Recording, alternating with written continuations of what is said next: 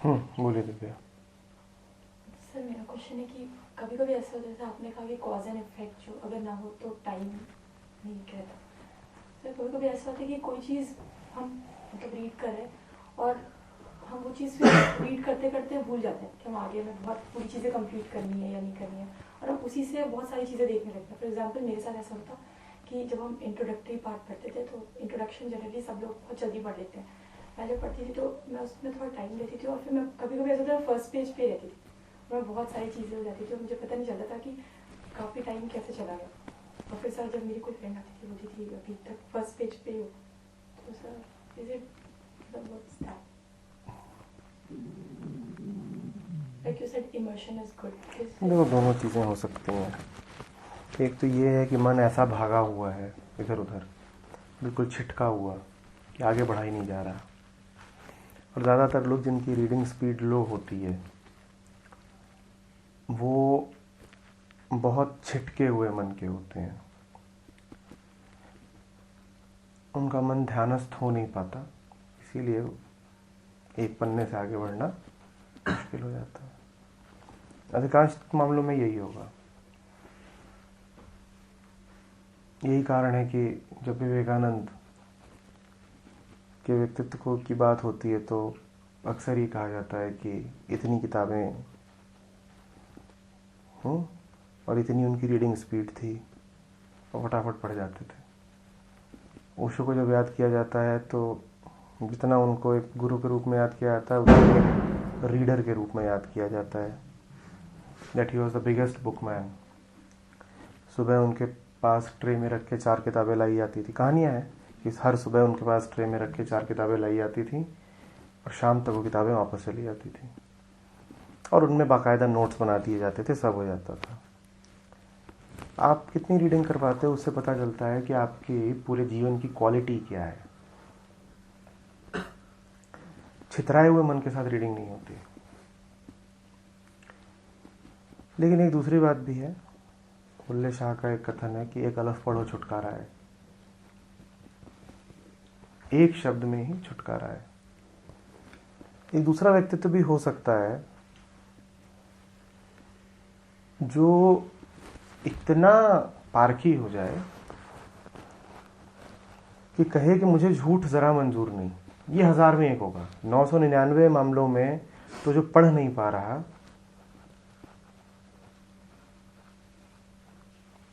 उसको थोड़ा अपने मन को देखना चाहिए। ये बीमारी है।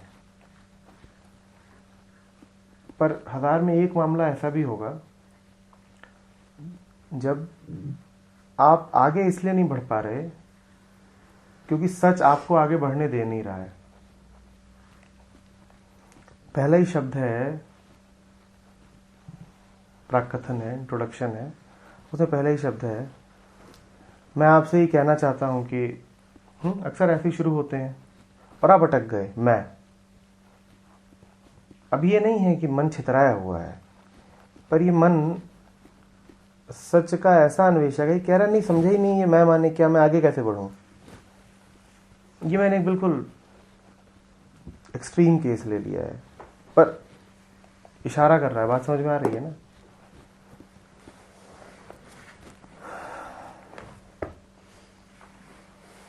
कोई पढ़ रहा है आजकल एम स्कॉट पेक की किताब है द रोड लेस ट्रेवल्ड। कौन पढ़ रहा है? हम में से कोई पढ़ रहा है। और उसकी पहली जो लाइन है वो ये है, लाइफ इज डिफिकल्ट। बिल्कुल ये हो सकता है कि अगर कोई सच्चा आदमी है तो वो इस पहले स्टेटमेंट से आगे ही ना बढ़े। रोड लेस ट्रेवल्ड का पहला ही स्टेटमेंट है लाइफ इज डिफिकल्ट। और एक आदमी निश्चित रूप से ऐसा हो सकता है जो इससे आगे बढ़े ही ना, कि ना मैं समझा, ना मैं मानता हूं और ना मैं इस बात को जानता हूं कि लाइफ इज डिफिकल्ट। इसका अर्थ क्या हुआ? वो रुक जाएगा वहीं पर उसका रुकना छितराए हुए मन से नहीं है। ये कुछ और बात है, ये बिल्कुल दूसरी बात है। यहां कुछ और हो रहा है।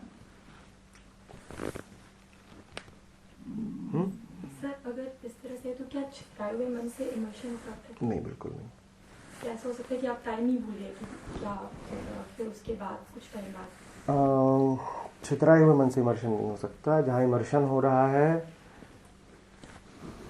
वहाँ तो मन पूरा ही डूबा हुआ है, वहाँ छितराए हुए मन से नहीं हो सकता। पर देखो, टाइम का पता भी ना लगना एक स्थिति में नहीं, दो स्थितियों में होता है। तुम सोए हो तब भी समय का कहाँ पता लगता है, और तुम गहरे आनंद में हो तब भी समय का नहीं पता लगता। तो समय का पता नहीं लग रहा है, इससे कोई एक निष्कर्ष नहीं निकाल लेना।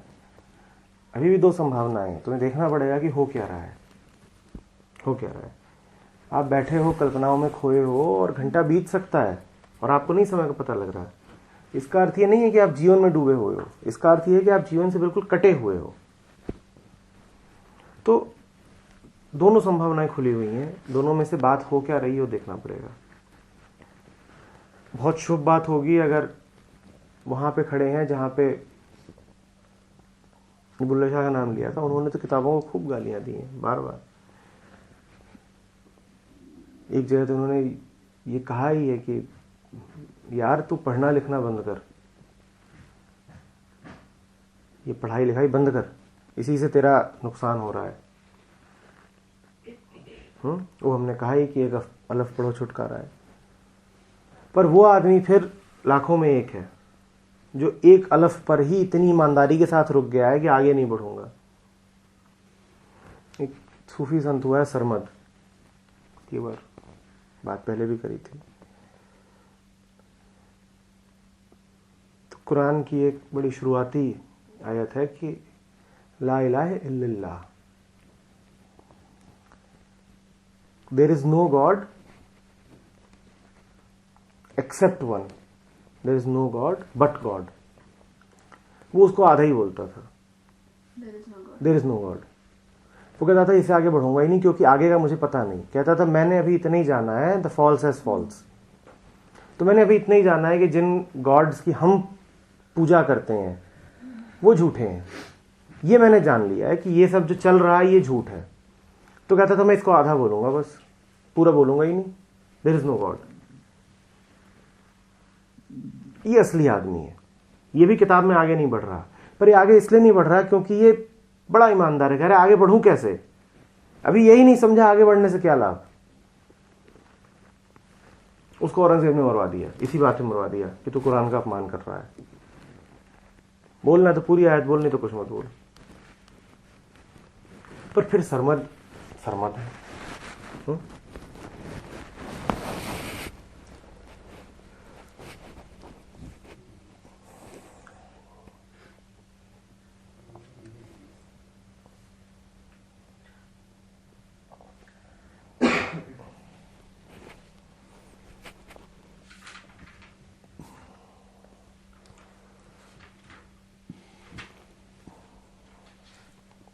एग्जैक्टली ऐसे कुछ जो दिव्या ने बताया, किताब पढ़ने बैठते हैं, कुछ लाइंस पढ़ी, आगे पढ़ रहे हैं, फिर अचानक से पीछे वाला मिस हो गया। पढ़ चुके हैं, जब पढ़ रहे थे तब समझ में आ रहा था क्या बोला जा रहा है। डीप नहीं, पर हाँ जो जितना यहाँ से सीखा है उसके हिसाब से पता चलता है कि किस कॉन्टेक्स्ट में बात हो रही है और क्या कहा जा रहा है, किस तरह डायरेक्ट हो रही है वो बात। आगे गए, मिस हो गया है, फिर दोबारा पढ़ना शुरू किया, सब कुछ सही चल रहा है, फिर बीच में जाने से कुछ पार्ट फिर मिस हो गया, फिर वापस आके पढ़ना पड़ता है। उस चक्कर में एक किताब कई दिनों में पढ़ी जाती है, ऐसा बहुत ज्यादा होता है ऐसा। तो इसमें कोई बुराई नहीं है, इसमें कोई बुराई नहीं है, बशर्ते तुमने उस किताब के साथ ईमानदारी रखी है। देखो,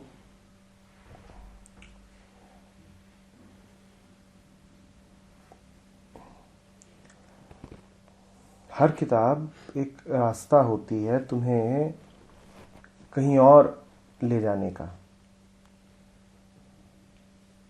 महत्वपूर्ण वो रास्ता नहीं है, महत्वपूर्ण ये है कि वहां पहुंचे कि नहीं। अब वो पगला ही होगा जो 100 रास्तों से वहां बार बार पहुंचे। कोई 100 रास्तों से वहां पहुंचा, कोई एक रास्ते से वहां पहुंच गया। पहुंचना महत्वपूर्ण है ना। और जगह एक ही है जहां पहुंचते हैं सब, जगह एक ही है। तो एक किताब भी, और ये तो अब हुआ है कि तुम्हें हजारों किताबें उपलब्ध भी होने लग गई हैं। आज से सिर्फ 100 साल पहले तक भी तुम अगर बहुत पढ़ना चाहो तो बड़ी दिक्कत आ जाती, बहुत घूमना पड़ता है तो किताबें इकट्ठा करने के लिए। और अगर उससे भी 100-200 साल पहले चले जाओ तो असंभव था कि तुम्हें बहुत किताबें मिल जाएं। आज से 100 साल पहले तो मेहनत करके मिल जाती, लाइब्रेरी होने लग गई थी। पर उससे 100-200 साल पहले तो भारत की जो स्थिति थी उसमें बहुत किताबों का मिल पाना ही करीब करीब असंभव था। आप बहुत कोशिश करते तो 150-200 किताबें आप जुगाड़ लेते जीवन भर में, इससे अधिक तो किताबें आप जुगाड़ भी नहीं पाते।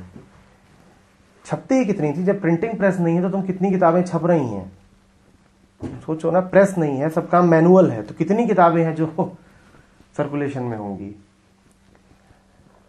तो लोगों के पास पढ़ने के बहुत विकल्प थे भी नहीं, वही 2 ही 1-2 किताबों में ही अपना सब उनको दिख जाता था। पूरा जीवन एक गीता को लेकर के पूरा जीवन हो गया, बस ये काफी है और नहीं चाहिए कुछ। ये अब एक रूढ़िवादिता नहीं है, ये बाइगॉटरी नहीं है कि मुझे और कोई किताब पढ़नी ही नहीं है। इसमें अगर ध्यान से देखा जाए तो ये एक डूबने की निशानी है। मैंने इसको ही इतने ध्यान से देखा कि सब पता चल गया, इसको ही इतने ध्यान से देखा कि सब जान गए। मैं इसकी वकालत नहीं कर रहा हूं कि एक या दूसरी किताब पे जाओ नहीं, पर मैं एक संभावना बता रहा हूं। आप एक में ही अगर ध्यान से डूबो तो आपको घाट घाट पे नहीं जाना पड़ेगा, पर उसके लिए फिर बहुत श्रद्धा चाहिए। उतनी श्रद्धा हम में है नहीं। उसके लिए एक ऐसा मन चाहिए जिसमें संदेह कभी उठता ही ना हो, जिसमें शक जैसी कोई चीज ही ना हो, जो समर्पित हो तो ऐसा हो कि, और फिर वो समर्पण सिर्फ एक किताब के प्रति नहीं हो पाएगा, उसको जीवन के प्रति समर्पित होना पड़ेगा। आप ऐसे नहीं हो सकते कि जिंदगी में तो आप शक्की हैं, बात बात में आपको डाउट उठते रहते हैं, सस्पेशन रहता है, ये हो जाए वो हो जाए, और आप एक ग्रंथ के प्रति समर्पित हो जाएं। ऐसा आप कर नहीं पाएंगे। जो आदमी बात बात पे दुनिया भर पे संदेह करता है, वो एक ग्रंथ पे कैसे नहीं संदेह करेगा।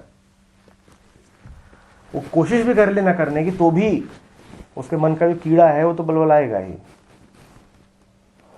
एक चीज सामने आई है, आप कितनी भी बुक्स, ज्यादा बुक्स नहीं पढ़ी है, जितनी भी पढ़ी है समझ में आता है, पर जो आप अभी कह रहे हो कि श्रद्धा नहीं है, जो भी है कुछ चीज सामने आ जाती है कि सिर्फ बुक को बुक की तरह लो।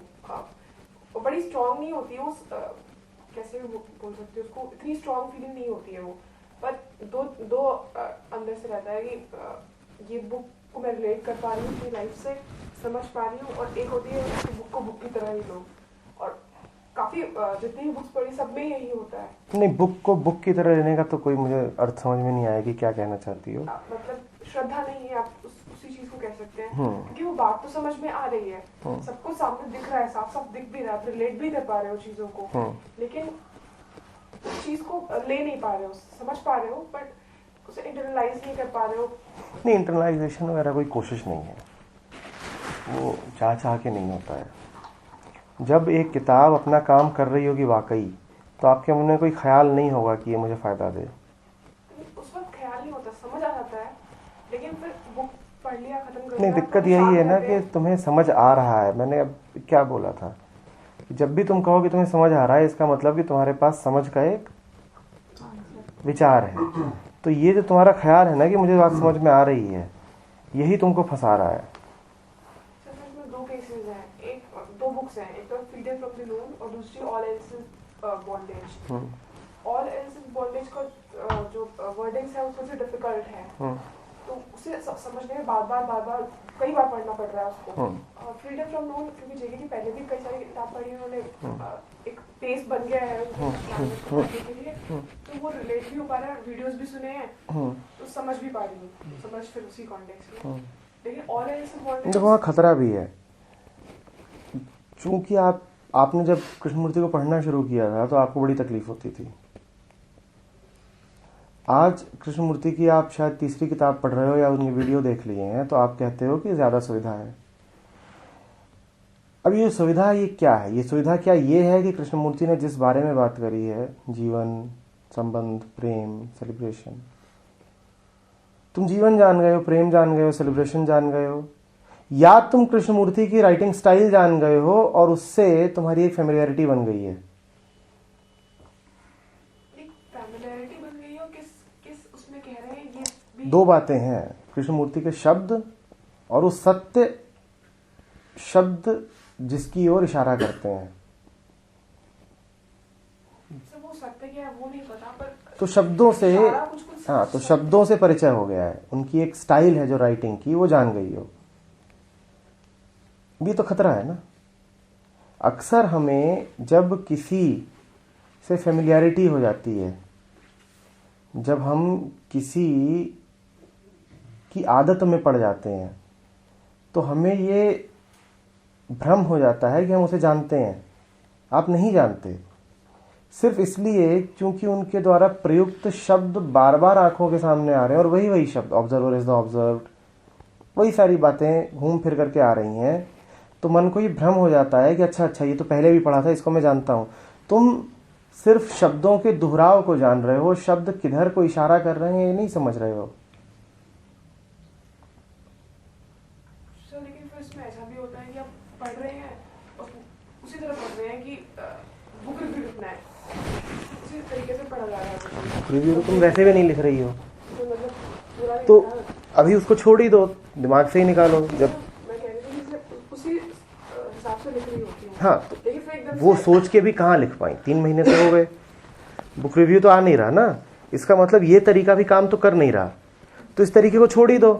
ये तरीका अगर काम कर रहा होता तो रिव्यू कब का आ गया होता। बिल्कुल सही बात है, लेकिन इसे लिखने बैठते हैं तो अचानक से उस बुक में जो क्वेश्चंस होते हैं स्ट्राइक कर देते हैं कि क्या कहा जा रहा है। अक्सर वो चीज़ इंटरेस्ट, किसी भी चीज़ में इंटरेस्ट, लेकिन तो मेरा मानना है ऐसे इंटरेस्ट होगा, लेकिन तो उसको ध्यान से और समझ से पढ़ने लग जाते हैं। एक हो गया वर्ड की फेमिलियरिटी, काफी कुछ सेंटेंसेस ऐसे भी होते हैं जो किस सेंस में कह रहे हैं नहीं पता चलता। वो ठीक बात बिल्कुल है कि जब तुम उसके ऊपर से सिर्फ सतही तरीके से किताब को देख रहे हो, तो ये बिल्कुल हो सकता है कि आंखें मैकेनिकली अपना काम करती रहें और उसका कुछ सार आ रहा है कि नहीं आ रहा है वो पता ना चले। और जब लिखने बैठो, इसीलिए जब लिखने बैठो कि मैंने क्या जाना, तो सारी कलई खुल जाए कि जाना कुछ नहीं। लिखना इसीलिए आवश्यक है।